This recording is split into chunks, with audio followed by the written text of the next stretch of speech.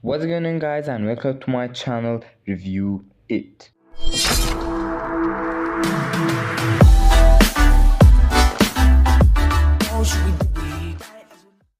And this is the all-new Samsung Galaxy S9, and in many ways it's a subtle evolution on last year's flagship. The entire phone is a stunning example of hardware designed with a strong metal frame sandwiched between curved glass. Like last year, there's a Plus model too, and apart from it being bigger, the only difference between the two from an aesthetic point of view is the dual camera system on the back. Now both phones feature the same port selection on the bottom edge, which include a headset jack, USB Type-C port and speaker grille. The volume rocker and physical Bixby button live on the left edge, while the right edge has the power button in easy reach, and the top edge plays home to the SIM and microSD card tray. Both phones have a slim bezeled, curved front dominated by the latest Infinity display. They're both Quad HD Super AMOLED panels boasting superb sharpness, contrast and saturation. The smaller of the two measures 5.7 inches diagonally, and the larger is 6.2 inches. On first looks, rather expectedly, they're fantastic to look at, and enhanced by the new stereo sound that comes from the earpiece and bottom firing loudspeaker. Now we can't talk about these new phones without mentioning the new camera system. Both feature the same main 12 megapixel camera with optical image stabilization, which now has a dual manual aperture to easily switch between daylight f-stop 2.4 mode and low light f-stop 1.5 shooting. If you look closely, you can actually see the mechanism open and closing. Now the Plus model's extra camera is a telephoto lens for an optical zoom effect.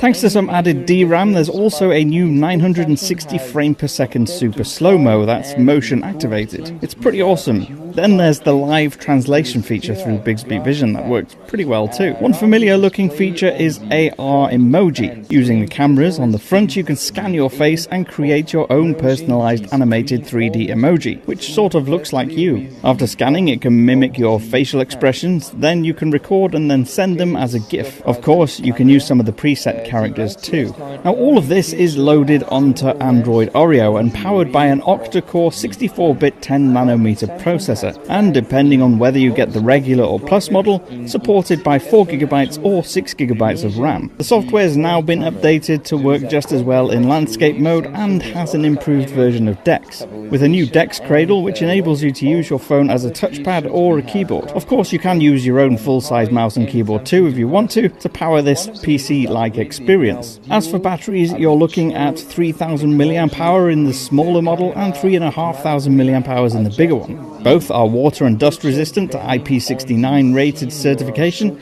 and support fast wireless charging. The S9 and S9 Plus are available to pre-order now through Carphone Warehouse in the UK and will go on sale from March 16th in 64GB and 256GB storage options, and they'll be available in Midnight Black, Lilac Purple and Coral Blue. Let us know what you think of these amazing new phones. Use the comment section below or grab me on Twitter. I'm at CamBunton there. And don't forget to hit that thumbs up and subscribe. I'll see you again soon. The f1.5 aperture. F1.5 is the widest ever aperture in a smartphone, and Samsung claims it should enable you to capture images with more color and detail and much less noise in low light conditions. And about battery, Samsung Galaxy S9 will come with 3000 mAh battery, which something cool.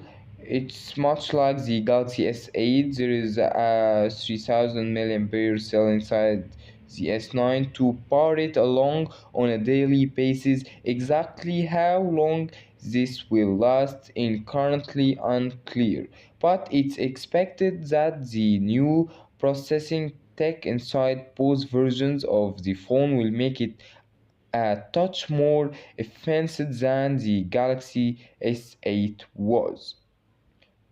About the power CPU and GPU, this is a chance for Samsung to show off its top processing power inside the Galaxy S9. For that, apparently the company has opted to follow a similar theme to recent years, where different countries get different chipsets. If you live in the US, you will get version of the phone packing a Qualcomm Snapdragon 845 chipset, and If you live in UK, you get a version of phone picking the Exynos 9810 chipset, which is created in-house at Samsung. Okay, about the other features, Samsung says it believes people are communicating more with images than ever before, so it has made its own feature called AR emojis. Of course, iPhone made it before Samsung, so it just making a copy of it. It works in similar ways to the themes, where you're making an image that represents you and can be customized. It uses facial recognitions that can recognize over 18 different expressions.